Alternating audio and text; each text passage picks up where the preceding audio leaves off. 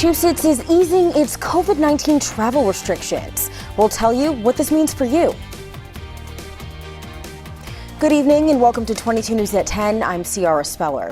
Massachusetts is easing its COVID-19 travel restrictions further, increasing the number of states that qualify as low risk. And the new move is due to a shift in criteria.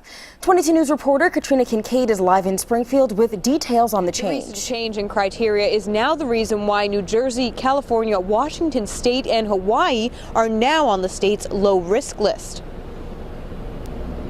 The first change to the Massachusetts travel order in 2 weeks is now allowing more quarantine-free traveling. According to the Department of Public Health, they're increasing the number of cases per 100,000 residents to bring Massachusetts standard more in line with other states. So I just traveled to New Jersey actually before they removed it from the list of states that need to test, and now that they're off it without COVID numbers actually changing, I think it's kind of silly.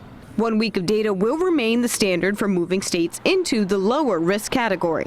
The previous standard for states to be considered low risk was to have average daily cases per 100,000 residents below 6. And now that that's moved to 10, some residents think it's getting too risky.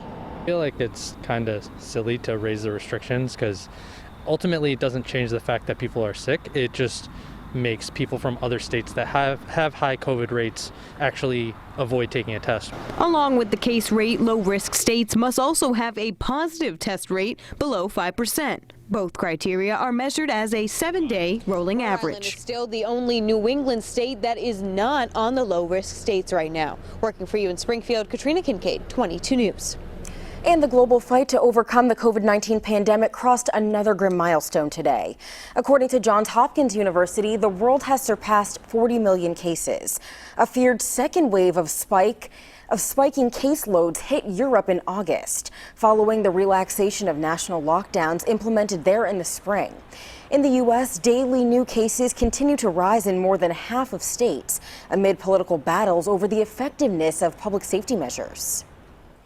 And it's more bad news here in Massachusetts. The State Department of Public Health reported 827 new confirmed cases of COVID-19 and 15 deaths. 57 of those cases were in western Massachusetts, but only one of the deaths was reported here. There have been over 141,000 cases statewide since the pandemic began. More than 9,500 people have died from the virus statewide. 500 people remain in the hospital due to COVID-19, and 86 of those patients are in the ICU.